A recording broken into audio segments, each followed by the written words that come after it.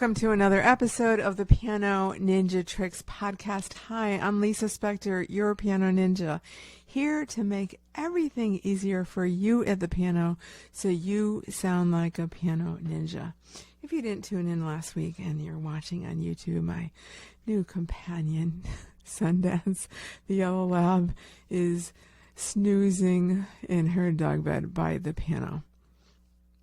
And I am going to be talking today about something I tell my students all the time, and I don't think I've ever mentioned here, which is I never look at two things, like almost ever, in a music score.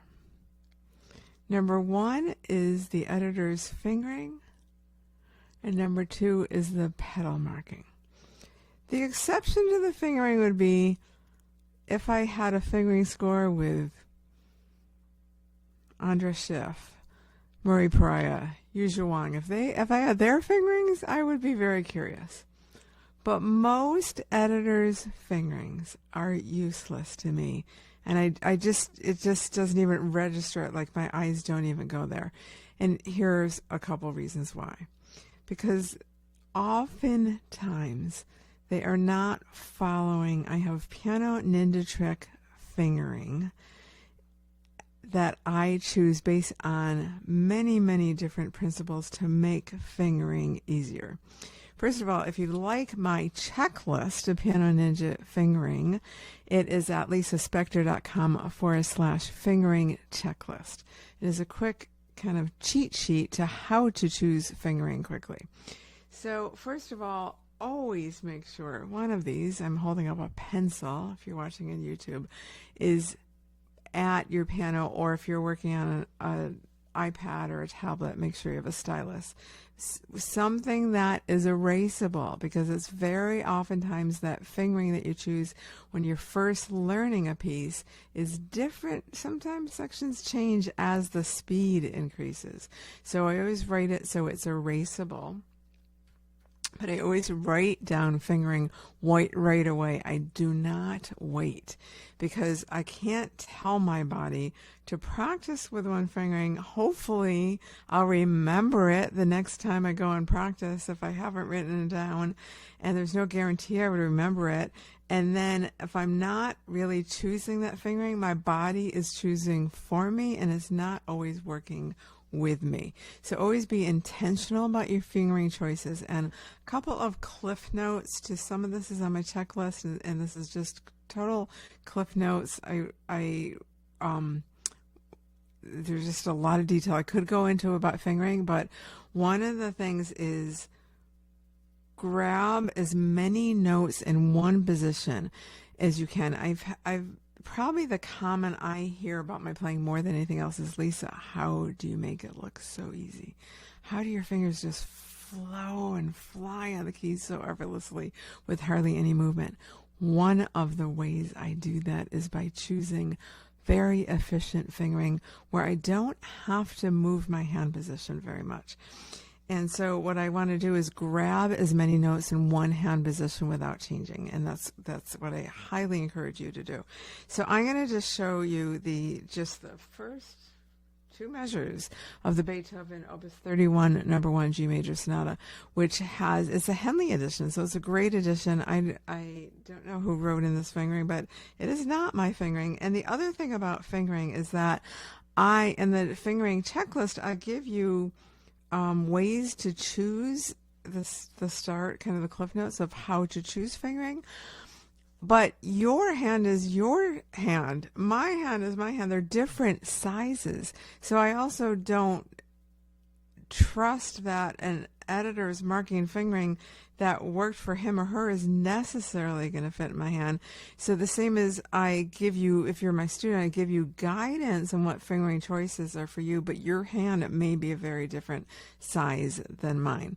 So just in the beginning of this Beethoven, if I just look at what is given to me right away, is starting with 4, and then I'm just going to go over hand positions. So what I mean is, this is one hand position, then the way the editor marking is, then I change it as 3. I have a half step where I have 3 and 5. Like, that's really awkward. Why would you put 3 and 5 in a half step? What happens to your 4th finger? It's the closest step you can take in the piano, and you're gonna skip a finger. I wouldn't do that. So 3 to 5 from the D sharp to the E, and then then it goes to 2, so that's one position. Then it's another position, and then another position. So now I have 2 measures with 1, 2, 3, 4 hand position changes. I'm going to reduce that to 2 hand position changes with mine. So I'm going to still start with 4. Here's 1 position. I'm going to reduce it to 3. Sorry. So 1 hand position, another hand position, and then I'm going to end on 5, 4, 3, 2, 1, because I want to end on 1 because that's the end of the phrase. There's no reason to end on 2. So to me, it just fits the hand. It's really natural. I can't even play it the way the editor wrote the fingering in here. And I often joke with my students that when there's like fingering like this, that's like awkward and too many fingers, and the 3 against 5, the 3 next to the 5 on a half step. Like, why does they do that? And I often joke that because they have to pay the editor to do something. So I like minimal fingering movement. That's one of my tricks for finding efficient fingering. And so I looked at this finger just for the purpose of telling that to you, but again, I don't even look at fingering. And another thing that I don't even see, it doesn't even come into my vision ever. So fingering, I would say sometimes. This next thing is like a never. Pedal markings. I don't pay attention to pedal markings in the score, and there are many reasons. One is they're not in my room, so they don't know what it sounds like. I'm not pedaling with my foot, I'm pedaling with my ear. So I'm always deciding pedaling based on how does the piano sound in this space, in this room, in this acoustic environment. So that's number one. And even bigger than that is the notation for pedal marking can only tell you a couple of things. It can tell you when the pedal goes down, how long you hold it, and when it lifts up. But here's what it can't tell you, which is the part of the pedal that I use all the time. It can't tell you how much of the pedal goes down. Do I just want to pedal on the top half or top quarter of the pedal? Do I want to, what speed do I pedal? If it's Mozart and Bach, I'm going to use fast pedal motions. So I'm demonstrating YouTube like with my hand. Pretend this is my foot. It's going to be a fast motion because I want a clarity of sound. I want a clean out sound. If it's Chopin, where I want veiled sound, if it's Debussy, where I want really veiled sound, I'm rarely going to use a quick pedal change. I'm going to pedal slowly. There is no notation for a slow foot pedal change. I'm going to demonstrate in a second with some Debussy, and it can't tell me when I flutter pedal, when I'm like, and how much flutter pedal, like am I using the top part of the pedal, the lower part of the pedal. So the pedal is not an on-off switch, it is a dimmer switch. And so far as far as I know, there is no way to notate that in a score. So you don't want to be relying on the editor's marking for pedal changes. You want to be relying on one thing for pedal changes, which is your ear, your ability to listen to the acoustic environment, to the style of, you want a lot of clean playing in Bach and Mozart, and often in Beethoven, not so clean, and in later romantic music, and not clean at all in impressionistic music. So I want to choose the pedaling based on how I'm hearing it. So for example, the beginning of the Reflet dans l'eau, Reflections in the Water of Debussy, I am pedaling I'm not fully pedaling, I'm half pedaling, and I'm pedaling changes slowly. Let's start that one more time.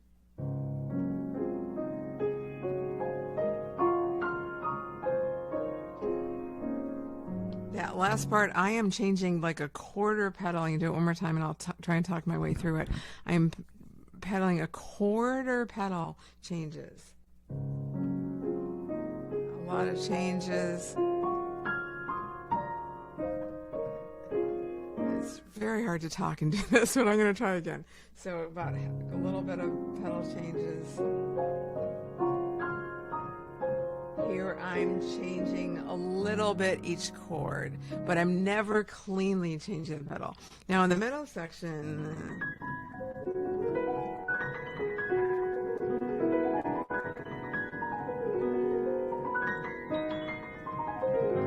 I'm using a lot of flutter pedal. There's no way to notate that. And then there's like, what speed do you flutter pedal at? My ear tells me that. So the two things that I really don't ever look at in the music score are pedaling and fingering. Fingering, some exceptions. If I'm struggling with the finger choice, which is rare, because one of the things I just love to do is decide fingering. I can't even tell you why. I have no idea, but it's just one of these things that it's like a puzzle, and I love putting the pieces together. So it's pretty rare I get stuck, but if I do, I might check, but it's pretty unusual. And so I encourage you to really decide your fingering based on what's easy for you, for your hand. Sign up for my free piano ninja fingering checklist at lisaspector.com/fingering checklist. And I think that will help you with fingering choices, because it's also about being able to decide quickly, like what works for your hand, and there are certain guidelines and certain rules. So grab the checklist for that. It's one of the things, we're in a new year, and it's like all about starting new habits. So if you can get on a piano fingering habit of writing down the fingering, choosing fingering efficiently, it's so helpful. Adam, a member in my club of the Piano Ninja Tricksters Club, had written a comment that once he learned my fingering checklist, my Piano Ninja fingering tricks, he never struggles with fingering again, and he's got a pretty small hand. So fingering is like something, if you have like one piano goal for the year and you haven't mastered fingering yet, I would put that at the top of the list. So speaking of goals, it's a ways away, but on February 2nd, we are going to be, I'm going to be doing a masterclass on New Year, new Piano Ninja trick habits, and helping you create your habits at the piano. So look forward. I will have a link to that next week. And if you're watching on YouTube, please subscribe to my channel. If you're listening on your favorite podcast app, right in the show notes, the very first line, you will see, send me a text. Send me a text with any questions you have, even a fingering question, pedaling question, whatever it is. I love to answer questions for you. So with that, I am signing off with the Godowski arrangement of the Chopin Aeolian Harp Etude. Thank you for joining us today.